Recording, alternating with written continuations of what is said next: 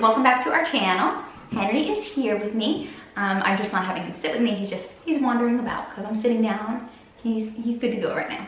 So today, you guys didn't already know from the title, I'm going to answer a question that I get all the time, and that is things that I wish I knew about having a service dog before I had a service dog. So I narrowed it down to like my 5 main things, just to keep this a little shorter.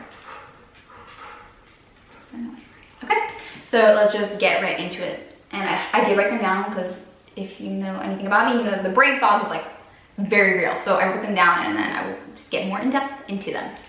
So, and these are not necessarily in any particular order, by the way. Okay, so the the first thing is that you will get these same questions all the time.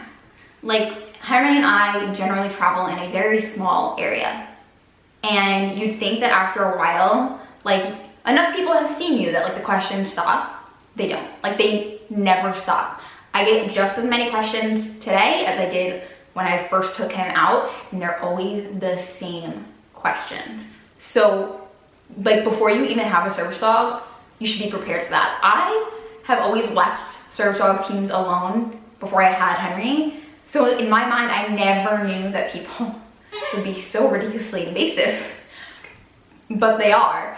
So the #1 questions that I get, are number 1, who are you training him for? They're like, oh, it must be so hard to give him up. And I'm just like, I used to, like, first of all, some of these questions would catch me off guard.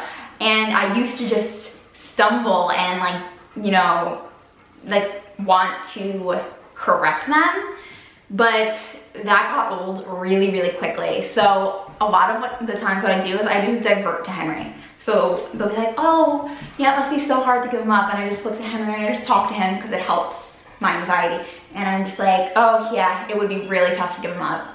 And so that's how I deal with that. I just divert to Henry and like I avoid addressing the question. Unless if you're a social person, in which case you might welcome all the questions, because I know some people, like, they want the social interaction. I, on the other hand, I don't want to talk to anyone.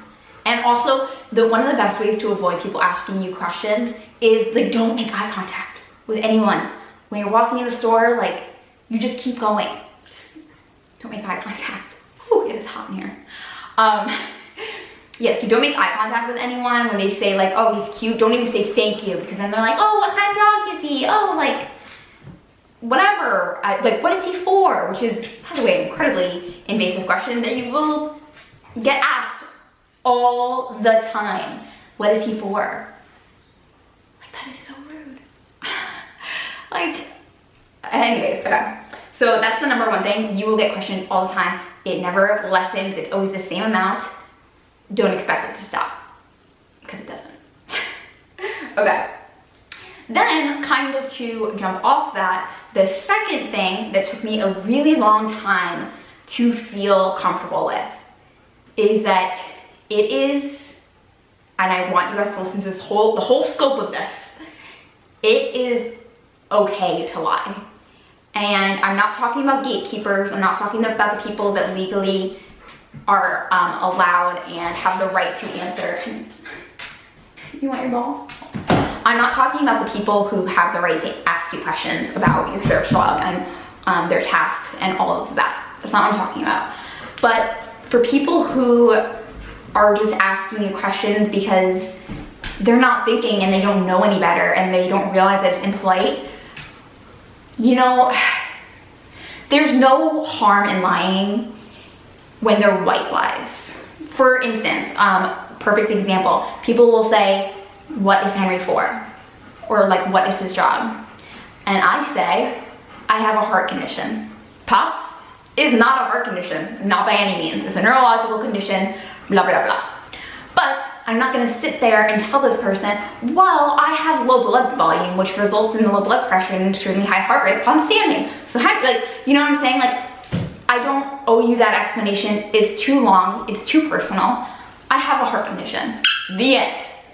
You can also say, I've had problems with people following up with after this, but if you say something like, oh, he's for medical response, or things like that, they'll be like, oh, for what? I've had that happen, so that doesn't really free you. But I've also said, one of the best things that you can say if you really feel uncomfortable telling people like anything is you can say, well, he is a response service dog. Response service dogs, for instance, not necessarily him, but response service dogs, for instance, can help people who suffer from seizures or things like diabetes or things like that. So you can give them a for instance, it does not relate to your dog. So that is the white lies that I feel it is okay to say, to tell people. Like, it's just, to me it's the equivalent of someone being like, how are you doing? And you're like, I'm great, when you're not. That is the equivalent of this white lie. So I hope that you guys don't take offense to that and think that I'm telling you to lie to people. I am, but I'm not. You know what I'm saying? I hope you guys understand. Okay, the third thing that I wish I knew before having a service dog is, service dogs use a certain type of energy. Like, I don't just have Henry and like, he's just like a boatload of like positives and like he's never any work. That like in some ways could not be farther from the truth. When you get a service dog, like Henry uses a certain amount of energy that you have to weigh them. Like, do the benefits outweigh like the energy that it takes to potty him, to sometimes take him to the vet, to feed him? Now, if you're lucky and you have somebody like I have my husband who does a lot of those things for me, then that's great. But if you don't, unfortunately, have somebody who can help you, they do take a certain amount of energy. So it really depends, especially because I have chronic fatigue. So that was something that I wish I had, I don't know why I just hadn't thought of it beforehand, because, you know, you're used to having like maybe a pet dog and they, you know, they're home all the time. But you have a service dog and suddenly you have to get them dressed before they go, and you have to potty them, and you have to make sure that you bring their food, and you have to make sure that they have water, and like, it's a lot of work. But I do believe for a lot of people, the benefits outweigh the negatives. So yes, you have to just consider the pros and cons. Literally write them out. Write out the things that your service dog, other than, like, write out obviously the tasks that your service dog will do, but also write down the things that you will have to do to care for your service dog, and make sure that you're physically able to do those things, because there are a lot of them. So that is that. Number 4, this one really gets to me in some ways, but now I laugh it off. People will judge you about the way you do things with your service dog all the time. Sometimes it's people who have their own service dogs, sometimes it's people who are completely unrelated, sometimes it's people in your family or your friends. Oh my gosh, the judgment. Like, I was never ever expecting this. I've had complete strangers like bombard me. Probably the worst one, and you guys may have witnessed it on Instagram, was this woman accused me, and I guess accused all service dog handlers, that it is abuse to have a working dog. If you know anything about Henry, I'm pretty sure he'd be depressed if he wasn't a working dog. So yeah, people will judge you over everything, and you just have to take it with a grain of salt. Like, people get offended over, I mean, haha, people get offended over everything nowadays, but legitimately, people get offended if I say that like Henry's not fixed, and they're like offended by that. And I think that where it comes from is they think that because I do things a certain way, that I must judge them for doing it another way. And that's just not the case. But people will judge you, oh my gosh, people will judge you over the breed, they'll judge you over how you train them, they'll judge you over the gear that they're wearing, everything. And you know what? You just have to take it with a grain of salt. Like I said, I recently realized that a lot of the judgment comes from, I think, people's insecurity and feeling like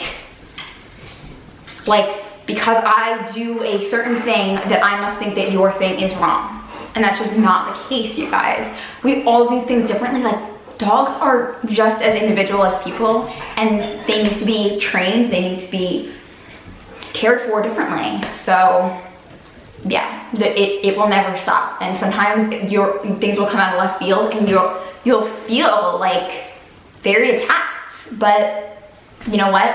We all deal with it, and it's just something you have to like brush off. And then the fifth thing, and this is honestly probably the biggest thing for being a first-time service dog handler. Legitimately, it gets better. The social anxiety I had when I first started bringing Henry in public was insane. I would like clam up, like I couldn't answer people's questions. I didn't want to. I couldn't think of anything to say. I felt like people were just constantly watching me, and I felt like everything I was doing was wrong, and I had zero confidence in my everything, like in my answers to people, and like in the way I was doing things, like zero confidence. And I thought that it would never get better. I always thought that I would kind of just be like this little like really like nervous every time I took Henry out. And I can't believe it, but I think that after, do you like that? After having Henry like fully trained, it just, like my confidence in him went like through the roof. And I just realized, no, like I need Henry and I don't need to apologize for that. And you know what, you're asking me a question, I feel uncomfortable with that. So I'm just going to like smile and wave. Like, you know, you don't owe anyone anything, and it does get better. Like those bad days that you have with your dog, with your training, those get better. Like the bad days when you're like, oh my gosh, I'm failing, not even your dog. Sometimes your dog will be doing things perfectly and you just feel like, but it gets better, and I never ever thought that it would. But now when I go out with Henry, it's like a snap. Like I don't question bringing him anywhere basically. A few weeks ago I questioned bringing him to the hair salon, and in like 5 seconds of being there, I was like, we've got this. Like it does get better as long as you put in the work. Like you guys will make it, but you have to have the confidence like in your team.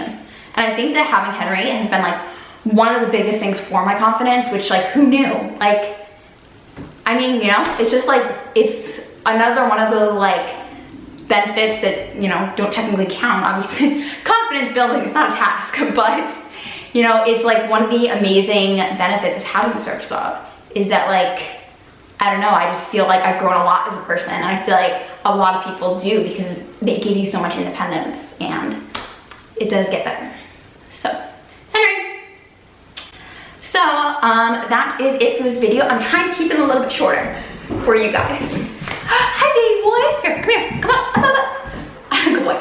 So, we are going to go play, and thank you guys so much for watching and for being patient and for always supporting us, right? Should we give him a kiss goodbye? Should we give him a kiss?